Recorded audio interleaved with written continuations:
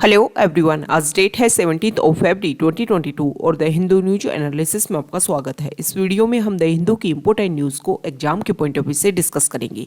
नीचे description box में Telegram channel Volcano IAS Academy का लिंक दिया हुआ है।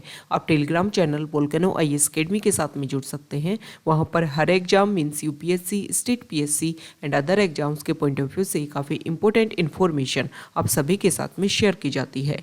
तो चलो स्टार्ट करते हैं। वीडियो को स्टार्ट करेंगे एक ज्योग्राफिकल मैप क्वेश्चन के साथ में। और आज आपका क्वेश्चन ये है कि नामदफा नेशनल पार्क को आपको मैप में व्यू करना है, फिर इससे रिलेटेड हर इंपॉर्टेंट फैक्ट्स को एंड इन्फॉर्मेशन को कमेंट बॉक्स में टाइप करना है। कल हमने आपसे क्वेश्चन पूछा था तीस्ता रिवर को लेकर के, तो तीस्ता रिवर को अगर हम मैप में व्यू करें तो हमारे इंडिया के सिक्किम स्टेट से ओरिजिन होता है तीस्ता रिवर का। उसके बाद में वेस्ट बंगाल स्टेट से फ्लो होती हुई लास्ट में बांग्लादेश कंट्री में एंटर कर जाती है तीस्ता रिवर। द हिंदू के डिस्कशन पे सबसे फ्रंट पेज पर जो इम्पोर्टेंट न्यूज़ है वो रशिया और यूक्रेन के इशू को लेकर के है। कल भी हमने डिस्कस किया था कि रशिया जो है वो यूक्रेन के बॉर्डर एरिया में जो भी उसके ट्रूप्स डिप्लॉय थे, जो भी उन्होंने अपने वेपन्स, जो भी अपने मिलिट्री डिफेंस सिस्टम को वहाँ पर डिप्लॉय कर रखा था, वहाँ धीरे धीरे उन सभी सिस्टम को पुल बैक करने की कोशिश कर रहा है। हालांकि जो अपोजिशन पार्टीज़ है जैसे कि यूएस है, उसकी तरफ से अभी भी कोई भी स्टेटमेंट नहीं आया है कि उन्होंने इस इशू को सोल्व कर लिया है, नहीं कर लिया है। वो रशिया का जो भी पुल बैक प्रोसीजर है उसको भी व्यू करने की कोशिश कर रहे हैं। अभी कुछ टाइम पहले हम देख रहे हैं कि रशिया के साथ में फ्रांस, जर्मनी के जो चांसलर हैं, फ्रांस के प्रेसिडेंट हैं, ये रेगुलर वहाँ के साथ में नेगोशिएशन एग्रीमेंट डिस्कशन के थ्रू इस प्रोसीजर को, ये जो कन्फ्लिक्ट है इसको शांत करने की कोशिश कर रहे हैं।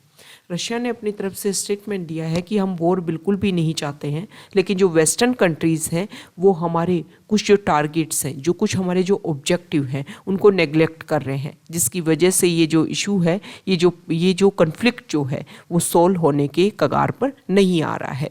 इसके बारे में आज जो हमारा एडिटोरियल पेज है वहाँ पर भी आया है इसको डिस्कशन, यूक्रेन और रशिया के इशू को लेकर के। तो वहाँ पर हम अच्छे से डिस्कस करेंगे कि कौन कौन से इंपॉर्टेंट एग्रीमेंट्स हैं और जिनको रिवाइवल करने की यहाँ पर बात की जा रही है। यहाँ पर इंपॉर्टेंट फैक्ट हमारे लिए इंपॉर्टेंट है नाटो ऑर्गेनाइजेशन। नाटो ऑर्गेनाइजेशन से रिलेटेड बेसिक फैक्ट्स को अगर हम व्यू करें तो सेकेंड वर्ल्ड वॉर के बाद में यूएस जो है वो रशिया पहले 1991 से पहले इसको यूएसएसआर के नाम से जानते थे। तो यूएसएसआर को काउंटर करने के लिए यूएसए जो है वो चाहता था कि वेस्टर्न यूरोपियन कंट्रीज़ और यहाँ पर जो भी अमेरिकन कंट्रीज़ है उन सभी को एक साथ में मिलाया जाए ताकि यूएसएसआर को काउंटर करने की कोशिश की जा सके। और इसी के बेसिस पर 1949 में 4 अप्रैल 1949 को नॉर्थ अटलांटिक ट्रीटी के थ्रू, या फिर जिसको वाशिंगटन ट्रीटी भी बोलते हैं, ये एक मिलिट्री अलायंस एस्टेब्लिश हुआ, नॉर्थ अटलांटिक ट्रीटी ऑर्गेनाइजेशन, जिसको शॉर्ट में हम बोलते हैं नाटो ऑर्गेनाइजेशन। इसका हेडक्वार्टर है ब्रुसेल्स, बेल्जियम में। और इस ट्रीटी का जो आर्टिकल 5 ये बोलता है कि इस ऑर्गेनाइजेशन की जो भी मेंबर है, अगर किसी एक मेंबर के ऊपर भी अटैक होता है तो ये माना जाएगा कि कंप्लीट जो भी मेंबर्स हैं उनके ऊपर अटैक हुआ है। ये इसका आर्टिकल 5 बोलता है। ये जो आर्टिकल 5 है जिसमें ये इंपॉर्टेंट स्टेटमेंट दिया गया है, इसको एक बार एक तरीके से इम्प्लीमेंट करने की कोशिश की गई थी जब 11 सितंबर 2001 को यूएसए के ऊपर अटैक होता है, जिसको 9/11 अटैक के नाम से जानते हैं, यूएस में वर्ल्ड ट्रेड सेंटर के ऊपर, और उसको एक तरीके से फॉलो करने की कोशिश की गई थी। अब क्या होता है कि जो नाटो ऑर्गेनाइजेशन है इसको बनाया इसलिए गया था कि ताकि रशिया को हम काउंटर कर सकें। 1991 में यूएसएसआर का डिसइंटीग्रेशन हो जाता है। उसके बाद में वैलिडिटी के ऊपर एक क्वेश्चन उठता है कि अब नाटो ऑर्गेनाइजेशन का मतलब क्या है। लेकिन नाटो ऑर्गेनाइजेशन जो है वो रेगुलर वर्क करता रहता है। हम ये देखते हैं कि नाटो ऑर्गेनाइजेशन जैसे ही यूएसएसआर डिसइंटीग्रेशन होता है, यूएसएसआर यहाँ पर जो भी इंडिपेंडेंट स्मॉल कंट्रीज मिलते हैं उनके साथ में कुछ अलग ग्रुप्स यहाँ पर बनाने की कोशिश करता है। इसको लेकर के जो यूएसए है उसको लगता है कि आने वाले टाइम में, क्योंकि 1990s में हमने ये देखा कि जर्मनी का दोबारा से इंटीग्रेशन हो जाता है, जर्मनी दोबारा से है वो एक कोऑपरेट कंट्री के रूप में दोबारा से एग्जिस्ट हो जाती है। तो यहाँ पर यूएसए को लगता है कि हो सकता है आने वाले टाइम में जो यूएसएसआर का डिसइंटीग्रेशन हुआ है वो दोबारा से एक साथ में मिलकर के ये सारे जो स्मॉल कंट्री जो भी इंडिपेंडेंट के रूप में यहाँ पे एस्टेब्लिश हुए हैं वो दोबारा से इसका एक इम्पोर्टेंट कोलेब्रेशन में आ सकते हैं। और इसीलिए जो नाटो ऑर्गेनाइजेशन है वो रेगुलर बनता रहा। अब यहाँ पर इशू यही तो है ना, इशू ये है कि जो नाटो ऑर्गेनाइजेशन है वो अपना एक्सपेंशन कर रहा है। रशिया चाहता है कि जो नाटो ऑर्गेनाइजेशन है वो उसके बॉर्डर एरियाज़ में जो भी कंट्रीज़ हैं, जैसे कि यूक्रेन, और यूक्रेन काफ़ी इंपॉर्टेंट है रशिया के बाद में, अगर सेकंड पावरफुल कंट्री के रूप में देखें इस एरिया में, तो यूक्रेन काफ़ी पावरफुल कंट्री के रूप में एग्जिस्ट करता है। और यूएस चाहता है कि जो यूक्रेन जो है वो ज्वाइन करे नाटो ऑर्गेनाइजेशन को। रशिया चाहता है कि ऐसा ना हो, और यही मेजर कन्फ्लिक्ट बना हुआ है। ये भी कारण बताया जा रहा है कि रशिया ने अपनी आर्मी को डिप्लॉय ही इसलिए किया था ताकि एक प्रेशर क्रिएट हो, और जो वेस्टर्न कंट्रीज हैं वो यहाँ पर डिस्कशन, नेगोशिएशन, एग्रीमेंट के प्रोसीजर पर सामने आई। सेकेंड इंपॉर्टेंट न्यूज़ है, यहाँ पर जो आर्टिकल है वो ट्राइब्यूनल को लेकर के है। सुप्रीम कोर्ट ने ये बोला है कि ट्राइब्यूनल में जो अपॉइंटमेंट होनी चाहिए उसको लेकर के जो प्रोसीजर है उसको काफ़ी लाइटली लिया जा रहा है। तो हमारे लिए इंपॉर्टेंट हो जाता है ट्राइब्यूनल। ट्राइब्यूनल से रिलेटेड बेसिक फैक्ट्स को अगर हम व्यू करें, सबसे पहले ट्राइब्यूनल एक स्टैच्यूटरी क्वासी जुडिशियल बॉडी होती है जिसको इंडिया में एस्टेब्लिश किया जाता है एक एक्ट ऑफ पार्लियामेंट के थ्रू या फिर स्टेट लेजिस्लेचर के थ्रू, ताकि जो भी डिस्प्यूट्स हैं उनको हम स्पीडी नेचर में, cost effective and inefficient manner में हम उसको सामने ला सकें और उनको सोल्व किया जा सके। ट्राइब्यूनल से रिलेटेड कॉन्स्टिट्यूशनल प्रोविज़न की अगर हम बात करें तो जो हमारा ओरिजिनल कॉन्स्टिट्यूशन था उसमें इस तरीके के कोई भी प्रोविज़न नहीं थे ट्राइब्यूनल से रिलेटेड। बाद में 42nd कॉन्स्टिट्यूशनल अमेंडमेंट एक्ट के थ्रू 1976 में एक नया पार्ट 14th A जो है वो कॉन्स्टिट्यूशन में इंसर्ट किया गया, और स्वर्ण सिंह कमेटी की रिकमेंडेशन के बेसिस पर ये नया पार्ट इंसर्ट किया जाता है। और ये जो कमेटी है स्वर्ण सिंह कमेटी, आपको पता है कि फंडामेंटल ड्यूटीज़ की जो रिकमेंडेशन है वो भी इसी कमेटी ने दी थी।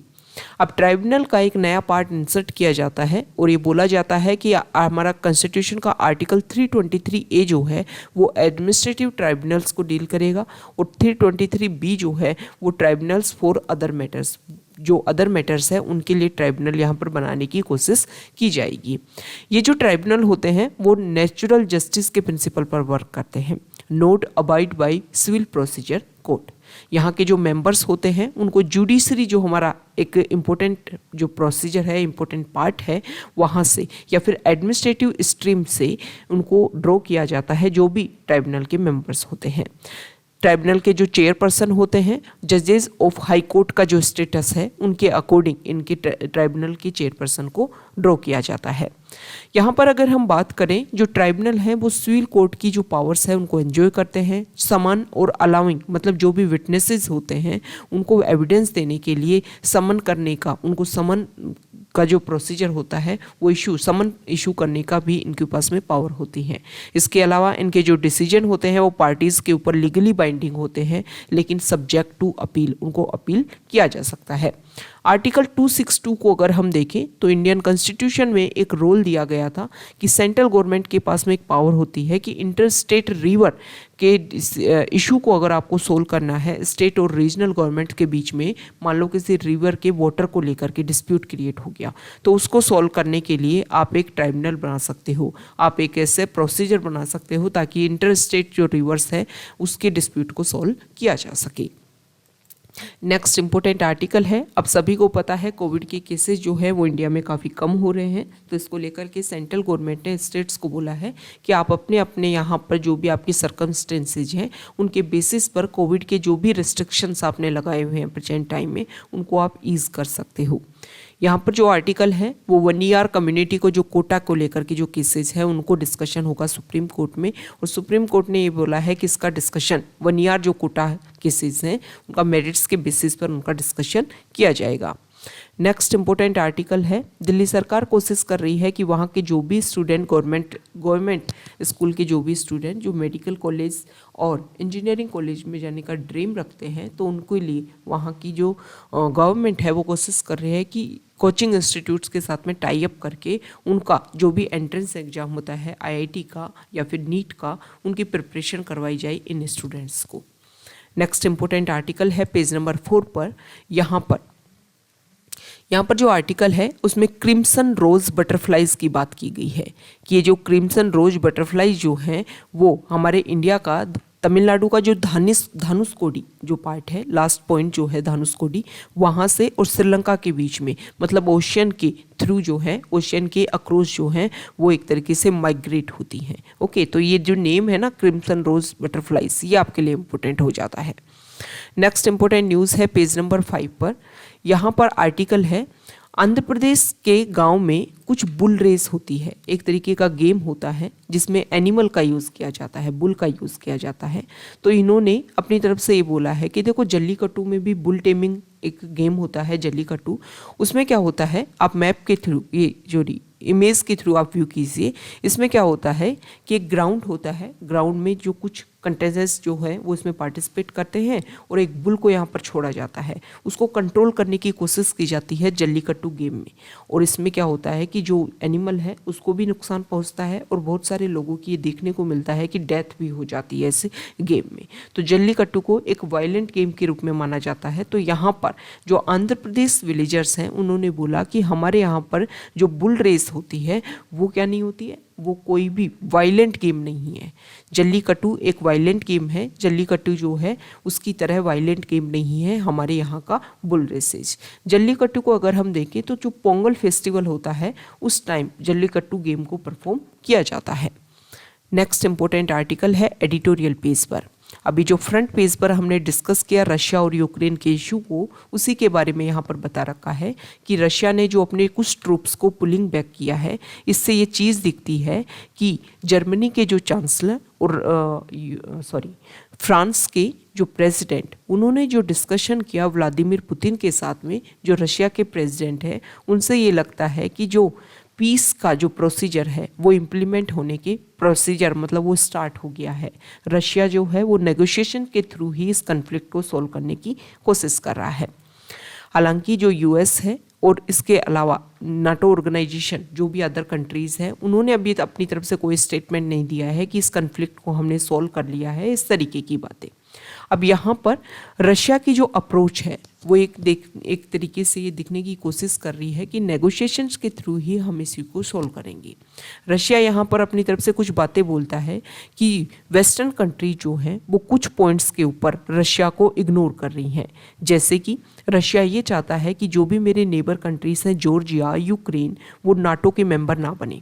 इसके अलावा ये भी चाहा जाता है कि नाटो जो है वो अपनी जो मिलिट्री प्रेजेंस यहाँ पर ईस्टर्न यूरोप कंट्रीज, ब्लैक सी, यहाँ पर जो अपनी प्रेजेंस शो करने की कोशिश कर रहा है उनको कम करे। मतलब इस तरीके की जो एक्टिविटी है वो यूएस और नाटो ऑर्गेनाइजेशन के थ्रू कम हो, ये रशिया की डिमांड है। रशिया चाहता है कि इन 70 पॉइंट्स के ऊपर अगर यूएस, नाटो ऑर्गेनाइजेशन सभी पॉइंट्स के ऊपर सहमत होता है तो ये जो इशू है इस इशू को हम सॉल्व कर सकेंगे। इसके अलावा यूक्रेन क्राइसिस एक सिविल कन्फ्लिक्ट है कीव और रशिया के बीच में। जैसे दोनबास वाला एरिया है वहाँ पर रशिया बैक सेपरेटिस्ट जो हैं उन्होंने वहाँ पर अपना जो मतलब एक तरीके से 2014 में के बाद में ये जो कन्फ्लिक्ट हुआ था कि क्रीमिया को एनेक्स किया था रशिया ने, उसके बाद में दोनबास वाला एरिया जो है जो यूक्रेन का एरिया है लेकिन उसके ऊपर रशिया बैक्ड जो सेपरेटिस्ट हैं उन्होंने अपना कब्जा कर रखा है, कैप्चर कर रखा है उस एरिया को। तो ये भी एक इशू है और इसको भी सोल्व किया जा सकता है। रशिया ये चाहता है कि इसको हम सोल्व करें मिन्स्क प्रोसेस के थ्रू। मिन्स्क प्रोसेस क्या है? एक एग्रीमेंट है जिसमें कोशिश की गई थी कि रशिया और यूक्रेन के बीच में जो कॉन्फ्लिक्ट है उसको हम नेगोशिएशंस के थ्रू हम सोल्व करें। मिन्स्क एग्रीमेंट की अगर हम बात करें तो यहाँ पर देखिए, सबसे पहले इसके दो पार्ट हुए, दो एग्रीमेंट हुए। फर्स्ट डिस्कशन होता है और जैसे ही फर्स्ट डिस्कशन हुआ लेकिन उसमें कोई रिजल्ट नहीं निकला। आप यहाँ पर देखिए यूक्रेन को, रशिया के मैप को आप देख रहे होंगे, यूक्रेन को चारों तरफ से मतलब उसका जो बॉर्डर एरियाज़ है उसको कैप्चर करने की कोशिश की गई। यहाँ पर ये जो एरिया है, ये जो एरिया है इसको हम यहाँ ये देखिए, हाँ ये जो जगह है इसको क्रीमिया के नाम से जानते हैं और इसको एनेक्स कर लिया था रशिया ने 2014 में। यहाँ पर अगर हम देखें तो मिन्स्क एग्रीमेंट के बैकग्राउंड को अगर हम डिस्कस करें तो रशिया यूक्रेन कन्फ्लिक्ट को शांत करने के लिए मिन्स्क एग्रीमेंट हुए थे। यहाँ पर यूक्रेन जो है वो रशिया के बाद में सोवियत रिपब्लिक में अगर हम देखें तो सेकंड मोस्ट पावरफुल कंट्री के रूप में आता है। इसका यूक्रेन का इंडिपेंडेंट रहना मतलब किसी भी ऑर्गेनाइजेशन से इन्फ्लुएंस ना होकर के यूक्रेन अगर एक इंडिपेंडेंट कंट्री के रूप में रहता है तो ये सोशली, इकोनॉमिकली और कल्चरली जो है वो काफ़ी ज़्यादा इम्पोर्टेंट होता है। सोवियत यूनियन से जब यूक्रेन का स्प्लिट हुआ तो रशिया और वेस्टर्न के बीच में एक ग्रेट इन्फ्लुएंस बन गया कि इस एरिया के ऊपर, मतलब रशिया चाहता है कि मेरा इन्फ्लुएंस बना रहे, वेस्टर्न कंट्रीज चाहती हैं कि यूक्रेन के ऊपर हमारा इन्फ्लुएंस बने ताकि हम रशिया को काउंटर कर सकें। तो इस तरीके से ये यूक्रेन और रशिया के बीच में जो कॉन्फ्लिक्ट है वो काफ़ी लंबे टाइम से चलता आ रहा है। और जब यूक्रेन ने एक तरीके से अपनी फीलिंग एक्सप्रेस की कि हम चाहते हैं कि नाटो ऑर्गेनाइजेशन के मेंबर बने, तब से ये जो कॉन्फ्लिक्ट है वो और ज़्यादा इंक्रीज हो गया। तो ये एग्रीमेंट हुआ था, मिन्स्क एग्रीमेंट, कि जो भी इश्यूज हैं उनको हम प्रोसीजर एग्रीमेंट के थ्रू सॉल्व कर सकें, लेकिन इसमें कोई भी एक तरीके से सॉल्यूशन नहीं बन पाया। और कुछ टाइम के बाद में फिर दोबारा से मिन्स्क सेकंड नाम से एग्रीमेंट होता है, जिसमें जो हमारे फ्रांस कंट्री है, जो इसके अलावा अगर हम देखें तो जर्मनी जो है, मतलब एक तरीके से यूरोपियन कंट्री जो हैं, उन्होंने कुछ इंपॉर्टेंट रोल यहाँ पर प्ले करने की कोशिश की थी। तो ये चाहते हैं, रशिया ने बोला है कि हम चाहते हैं कि मिन्स्क एग्रीमेंट के थ्रू ही इस प्रोसीजर को सॉल्व किया जाए। लास्ट में इस आर्टिकल में ये बोला गया है कि अब जो वेस्टर्न कंट्रीज हैं जैसे कि यूएस, इनको क्या करना चाहिए कि मॉस्को अगर अपनी तरफ से पहले से जो प्रोसीजर है उसको इम्प्लीमेंट करने की कोशिश कर रहा है, बातचीत के दौर पर वो आ रहा है, तो यहाँ पर मिलिट्री जो ट्रूप्स हैं उनको भी, जैसे यूएस है, उनको भी यहाँ से अपने जो ट्रूप्स हैं उनको हटाना चाहिए और डिस्कशन के थ्रू ही इस इशू को सॉल्व करने की कोशिश करनी चाहिए। नेक्स्ट इंपॉर्टेंट आर्टिकल है। इस आर्टिकल में ये बताया गया है कि हम प्रेजेंट टाइम में फेडरलिज्म को काफ़ी पावरफुल करने की कोशिश कर रहे हैं, ताकि जो स्टेट्स हैं उनके पास में उनकी पावर जो है वो भी बनी रहे और वो भी एक इंडिपेंडेंट ऑर्गन के रूप में वर्क करते रहें। आज आर्टिकल में डिस्कस किया गया है फेडरल जुडिशरी के बारे में। 150 ईयर्स अगो एवी डाइसी जो है, जो फॉरमोस्ट कॉन्स्टिट्यूशनल लॉयर हैं, उन्होंने कुछ बात लिखी थी। The essential characteristic of federalism is the distribution of limited executive, legislative and judicial authority among bodies which are coordinate with and independent of each other. उन्होंने ये बोला था कि फेडरलिज्म में क्या होता है कि ये जो भी इंपॉर्टेंट ऑर्गन्स होते हैं इनके पास में कुछ थोड़ी थोड़ी पावर होती है और ये इंडिपेंडेंट बॉडी के रूप में एक दूसरे के साथ में मिलकर के भी और इंडिपेंडेंट, एक दूसरे से इंडिपेंडेंट होकर के भी अपना जो काम है वो कोऑर्डिनेशन के थ्रू करते हैं। अब यहाँ पर इशू क्या है, इस आर्टिकल में ये बताया गया है कि सुप्रीम कोर्ट और हाई कोर्ट के बीच में इशू जो है उनको सोल्व करने की ज़रूरत है। अब समय आ गया है कि इंडिया में जो जुडिशरी है वो भी फेडरल लेवल पर वर्क करे। हम देखते हैं कि हमारे इंडिया में इंडिपेंडेंट और इंटीग्रेटेड जुडिशरी है। हमने वैसे फेडरल फीचर को अपनाया, लेकिन हमने जुडिशरी में जो है वो यूनिटरी फीचर को एक तरीके से अपनाया है। हमारे यहाँ पर स्टेट लेवल पर अलग तरीके की जुडिशरी नहीं है, इंटीग्रेटेड जुडिशरी के रूप में, मतलब सुप्रीम कोर्ट के हायरार्की के रूप में भी हम यहाँ पर हमारे जो जुडिशियल जो है वो वर्क करती है। अब इशू क्या है, इशू ये है कि सुप्रीम कोर्ट यहाँ पर मोर पावरफुल है। हम ये देखते हैं कि सुप्रीम कोर्ट के पास में ज़्यादा पावर है, जैसे कि हाई कोर्ट में जो भी जजेस हैं उनको अपॉइंट करना तो कोलिजियम सिस्टम के थ्रू उनको अपॉइंट किया जाता है, जिसमें मोर पावरफुल जो होती है वो सुप्रीम कोर्ट की जुडिशरी होती है। इसके अलावा जो हाई कोर्ट के जो जजेस हैं उनका ट्रांसफ़र करना, इसमें भी सुप्रीम कोर्ट जो है वो मोर पावरफुल है। तो ये कुछ इश्यूज हैं, कुछ चीज़ें हैं जिसमें जो हाई कोर्ट की जो जुडिशरी है वो वर्क करती है सुप्रीम कोर्ट के अकॉर्डिंग। सुप्रीम कोर्ट जो है वो उनको कोशिश करता है कि किस जज को कहाँ पर सेंड करना है। जो कोलिजियम प्रोसीजर, ऐसा नहीं है कि सुप्रीम कोर्ट का एक जज डिसाइड कर लेगा, कोलिजियम प्रोसीजर है, लेकिन उसमें मोर पावरफुल है सुप्रीम कोर्ट। इसके अलावा ये तो इशू हो गए हाई कोर्ट में जो जजेस की अपॉइंटमेंट होती है, उनका ट्रांसफ़र होता है उनको लेकर के। अब बात आती है कि अगर हम देखें तो हमारे इंडिया में, इंडिया क्या है, India is a union of state. The supreme court of India has held the federalist nature of our country is part and parcel of the basic structure of the constitution. हमारे यहाँ पर integrated system है, आप सभी को पता है। अब यहाँ पर प्रेजेंट टाइम में प्रॉब्लम क्या है कि हम देखते हैं कि हाई कोर्ट के पास में जो ऑटोनॉमी है वो काफ़ी कम हो गई है। जैसे कि हाई कोर्ट अपना कुछ डिसीजन देता है किसी भी इशू को लेकर के, तो हम रेगुलर देखते हैं कि सुप्रीम कोर्ट का इंटरवेंशन जो है, हाई कोर्ट के जो भी रिजल्ट है उसको लेकर के बहुत बार ये होता है कि सुप्रीम कोर्ट उसको चेंज कर देता है। तो ये चीज़ें देखने को मिलती है कि हाई कोर्ट की जो फिर एक तरीके से जो इंडिपेंडेंसी है, हाई कोर्ट जो अपने आप में इंडिपेंडेंट के रूप में एक फीचर जो है वो यहाँ पर इवोल्व ही नहीं हो पा रहा है। दूसरा अगर हम देखें तो यहाँ पर ये भी आर्टिकल में डिस्कस किया गया है कि बहुत सारे ऐसे इश्यूज हैं जो रीजनल बेसिस पर होते हैं, जिनको जो हाई कोर्ट है वो अच्छे से समझ सकता है कि इस रीजनल बेसिस पर इस एरिया में ये जो फीचर्स है इनको किस तरीके से इम्प्लीमेंट होना चाहिए, ये जो इशू है उनको किस तरीके से सॉल्व किया जाना चाहिए। मतलब वहाँ पर मोर पावरफुल होना चाहिए हाई कोर्ट को, और हाई कोर्ट का जो रिजल्ट है वो ही वहाँ पर सामने आना चाहिए, क्योंकि हाई कोर्ट वहाँ के जो इशू है, वहाँ की जो प्रॉब्लम है उसको और अच्छे से समझ सकते हैं। लेकिन हम देखते हैं कि बहुत सारे जो रीजनल बेसिस के इशू होते हैं उनमें भी सुप्रीम कोर्ट जो है वो अपना रिजल्ट क्लियर करता है। तो ये चीज़ें हमें शो करती हैं कि जो हाई कोर्ट और सुप्रीम कोर्ट के बीच में जो रिलेशंस हैं वो फेडरल फीचर को डाइल्यूट करते हुए इंटीग्रेटेड या फिर यूनिटरी फीचर की तरफ जो है वो इंक्रीज हो रहे हैं। तो यहाँ पर कोशिश की जानी चाहिए कि जो हाई कोर्ट्स की जो पावर है उनको भी हम अवेल करें, उनको भी सस्टेन बनाए रखें और जो इक्वलिटी है उसको मेंटेन किया जा सके। नेक्स्ट इंपॉर्टेंट आर्टिकल है पेज नंबर 10 पर। यहाँ पर जो फर्स्ट आर्टिकल है, यहाँ देखिए, आप सभी को पता है इंडिया फोकस कर रहा है कि हम जल्दी से जल्दी सोलर पावर में अपने आप को डिपेंडेंसी डिक्लेयर करें ताकि रिन्यूएबल एनर्जी जो सोर्सेज हैं उनकी तरफ ज़्यादा से ज़्यादा बढ़ सके। अपने यहाँ पर इतना अच्छा इंफ्रास्ट्रक्चर हम डेवलप करें ताकि ज़्यादा से ज़्यादा जो रिन्यूएबल एनर्जी, सोलर एनर्जी जो है वो हम जनरेट कर पाएँ।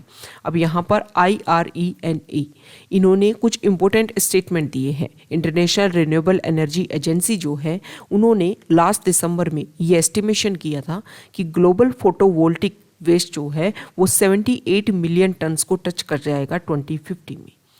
यहाँ पर एक बात बोली गई है कि देखो, आप सोलर एनर्जी की तरफ ट्रांसफ़र हो रहे हो, लेकिन कुछ टाइम के बाद में ये जो भी फोटोवोल्टिक जो प्रोसीजर होता है या जो भी इनका एक जो इंफ्रास्ट्रक्चर जो होता है रिन्यूएबल एनर्जी को जनरेट करने का, ये कुछ टाइम के बाद में ख़राब हो जाता है।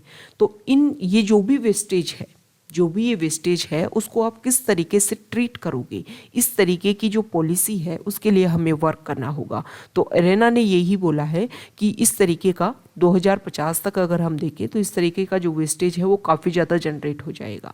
और अगर हम इसमें देखें तो इंडिया जो है टॉप 5 कंट्रीज़ में जो इस तरीके के वेस्टेज को जनरेट करेंगे, उन टॉप 5 कंट्रीज़ में इंडिया भी शामिल रहेगा।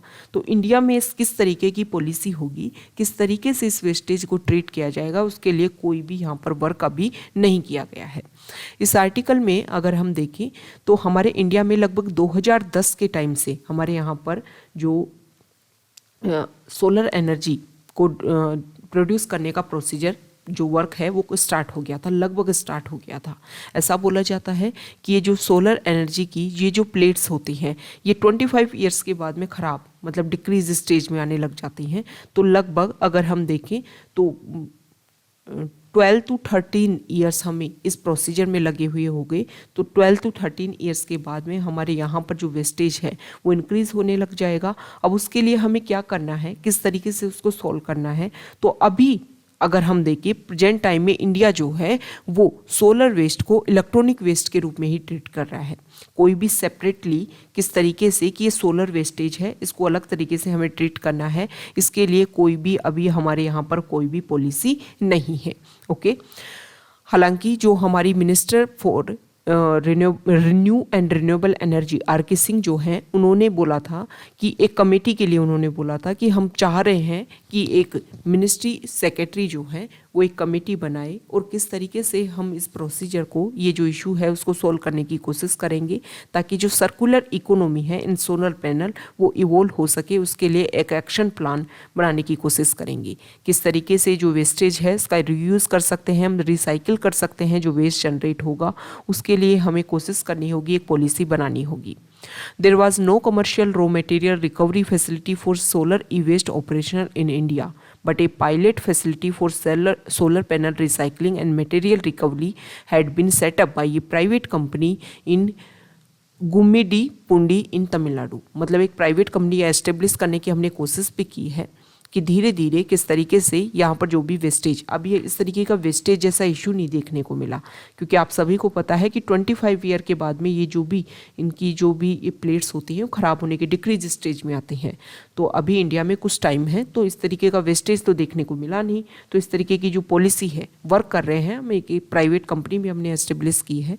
इसके अलावा यहाँ पर टारगेट की बात की गई है कि इंडिया ने टारगेट लिया था कि 2022 तक हम 100 गीगावाट सोलर एनर्जी को प्रोड्यूस करेंगे। यहाँ पर ये बताया गया है कि प्रेजेंट टाइम में अगर हम देखें तो कुछ जो एनर्जी है वो हम grid connected solar photovoltaic installation से कुछ एनर्जी जनरेट कर रहे हैं और कुछ एनर्जी हम जनरेट कर रहे हैं रूफ टॉप सोलर से। ओके, 1 गीगावाट में 1000 मेगावाट होता है। यहाँ पर कुछ मैथ के डाटा भी आपको शो कर दिए।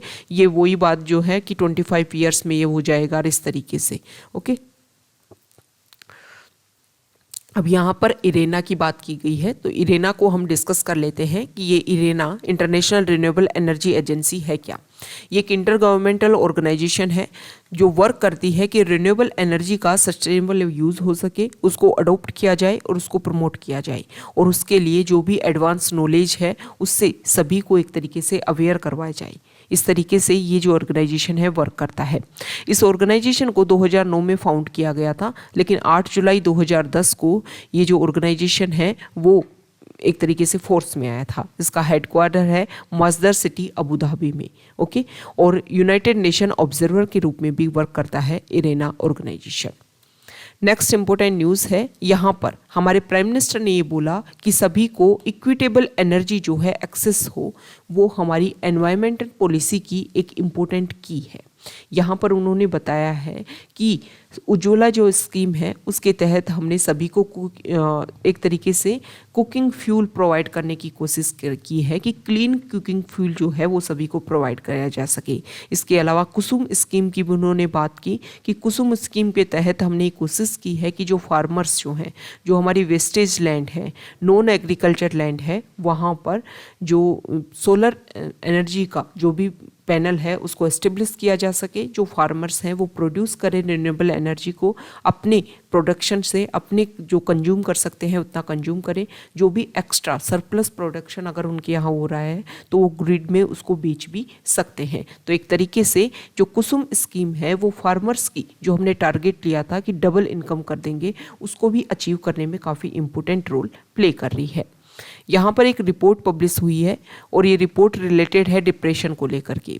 इस आर्टिकल में ये बताया गया है a Lancet and World Psychiatric Association Commission on depression, उस ये जो डॉक्यूमेंट जो आया है, ये जो रिपोर्ट जो आई है, उसमें ये बोला गया है कि प्रेजेंट टाइम में पूरे वर्ल्ड में अगर हम देखें तो डिप्रेशन के जो केसेस हैं वो एक ग्लोबल क्राइसिस के रूप में सामने आ रहा है। प्रेजेंट टाइम में अगर हम देखें तो एडल्ट में जो डिप्रेशन की जो मतलब जो डिप्रेशन से फेस कर रहे हैं वो हर साल जो है वो 5% तक जो उनकी संख्या है वो बढ़ रही है। इस आर्टिकल में ये भी बताया गया है कि डिप्रेशन जो इशू है, बहुत सारे लोग ऐसे होते हैं वो पूरे लाइफ टाइम तक उनको समझ ही नहीं आता कि वो डिप्रेशन को फेस कर रहे हैं, और यहाँ पर डिप्रेशन को टारगेट करने के लिए कोई स्पेशल एक्टिविटी भी फॉलो नहीं की जाती है कि किस तरीके से उसको प्रिवेंशन करना है, डायग्नोस करना है, ट्रीटमेंट करना है, और नेशंस में जो इकोनॉमिक प्रॉस्पेरिटी किस तरीके से मनी जो है वो अलॉट होनी चाहिए, कि ये भी एक इम्पोर्टेंट डिजीज़ है और इसको भी सॉल्व करने की, इसको भी प्रिवेंट करने की कोशिश की जानी चाहिए। इस आर्टिकल में ये भी बोला गया है कि कोविड पेंडेमिक से ये जो डिप्रेशन के जो केसेस हैं वो और ज़्यादा इंक्रीज हो गए हैं। मतलब एक तरीके से जो कंट्रीज जो हैं, हर कंट्री में इस तरीके के केसेस ज़्यादा देखने को मिल गए हैं। यहाँ पर अगर हम बात करें तो इनकम के अकॉर्डिंग बेसिस पर बात की गई है कि हाई इनकम जो कंट्रीज़ हैं वहाँ लगभग आधी पॉपुलेशन जो है वो डिप्रेशन को फेस कर रही है, और अगर हम middle income, low and middle income countries की बात करें तो वहाँ पर भी 80 to 90% जो लोग हैं उनमें डिप्रेशन के केसेस देखने को मिल रहे हैं। नेक्स्ट इंपॉर्टेंट आर्टिकल है एडिटोरियल पेज पर, नहीं सॉरी 10 पेज पर ही है। बप्पी लाहिरी आप सभी को जानते होंगे, एक इम्पोर्टेंट सिंगर कंपोज़र, कल उनकी डेथ हो गई। तो एक तरीके से जो सिंगिंग इंडस्ट्री है उसके लिए काफ़ी एक प्रोमिनेंट क्षति जो है जिसको कोई भी फिल नहीं कर सकता। ओके, नेक्स्ट इंपॉर्टेंट आर्टिकल है पेज नंबर 11 फॉरेन पेज पर। यहाँ पर वही शो किया गया है कि यूक्रेन और रशिया का जो इशू है उसको कोशिश की जा रही है कि नाटो ऑर्गेनाइजेशन जो है वो देखने की कोशिश कर रहा है कि रशिया किस तरीके से अपने आप को रिट्रीट कर रहा है। यहाँ पर हांगकांग में हम देख रहे हैं कि कोविड के जो केसेस है वो बहुत ज़्यादा बढ़ रहे हैं। तो शी जिनपिंग ने बोला है कि सारे के सारे जो स्टेप्स हैं वो उठाए जाएंगे कि ताकि कोविड के जो केसेस इंक्रीज हो रहे हैं उनको कर्ब किया जा सके। यहाँ पर आप सभी ने अभी देखा कि क्वेड ग्रुप की ऑर्गेनाइजेशन की मीटिंग हुई, तो यहाँ पर चाइना की तरफ से कुछ स्टेटमेंट आया है। उन्होंने क्वेड को और ओकस जो ग्रुप है, ओकस ग्रुप ऑस्ट्रेलिया, यूके और यूएस, इन्होंने मिल करके ऑस्ट्रेलिया को बहुत सारी जो डिफेंस टेक्नोलॉजी ट्रांसफ़र करने की कोशिश की है और इसी के लेकर के ये ऑर्गेनाइजेशन बना है। तो क्वेड को और ओकस को एक तरीके से काउंटर करने की कोशिश की है चाइना ने ये बोला है कि इनकी जो स्ट्रेटजी है, मतलब ये ऑर्गेनाइजेशन बोलते हैं कि हम इन इशू को सॉल्व करने की कोशिश कर रहे हैं, इन इशू को सॉल्व करने की कोशिश कर रहे हैं, वो डायरेक्टली जो हैं वो चाइना को काउंटर करने की, एक तरीके से कोल्ड वॉर जैसी जो सिचुएशन है वो क्रिएट करने की कोशिश करते हैं ये ऑर्गेनाइजेशन। ये चाइना की तरफ से स्टेटमेंट आया है। और जो इशू है जिसमें किसी एक कंट्री को टारगेट करके ये जो ग्रुप है वो वर्क करने की कोशिश कर रहे हैं। आप सभी को पता है कि दोनों के दोनों ऑर्गेनाइजेशन जो हैं उसमें अगर हम मेजर टारगेट की बात करें तो फोकस यहाँ पर किया जाता है कि इंडो पैसिफिक जो रीजन है उसको ओपन एंड फेयर सभी के लिए बनाया जा सके। ओके, और चाइना यहाँ पर अपना डोमिनेंस क्रिएट करना चाहता है। आप सभी को पता है कि बहुत सारी अपनी जो पॉलिसीज है उनको फॉलो करते हुए चाइना जो है वो इंडो पैसिफिक एरिया में अपनी डोमिनेंस क्रिएट करने की कोशिश कर रहा है। यहाँ पर जो आर्टिकल है वो ईरान के साथ में जो न्यूक्लियर डील को डिस्कशन लेकर के चल रहा है उसी को लेकर के बताया गया है कि 2015 की जो न्यूक्लियर डील है उसको दोबारा से रिवाइवल करने की कोशिश की जा रही है। हालांकि अभी इसमें कोई रिजल्ट नहीं निकला है, लेकिन कोशिश की जा रही है कि यहाँ पर इनडायरेक्टली जो है वो यूएस की भी प्रेजेंस है, लेकिन यूरोपियन जो कंट्रीज़ हैं वो यहाँ पर डिस्कशन कर रही है ईरान के साथ में, ताकि इस जो टॉक्स है, ये जो नेगोशिएशन हुआ था, एग्रीमेंट जो हुआ था 2015 में, जिसको JCPOA एग्रीमेंट के नाम से जानते हैं, वो रिवाइवल हो सके और इन इश्यूज को हम सॉल्व कर सकें। ओके, तो ये आज का हमारा डिस्कशन था। अगर आप यहाँ तक आए हैं, वीडियो आपको अच्छा लगा है तो प्लीज़ वीडियो को लाइक कीजिए, शेयर कीजिए और चैनल को सब्सक्राइब कीजिए। Okay, thank you.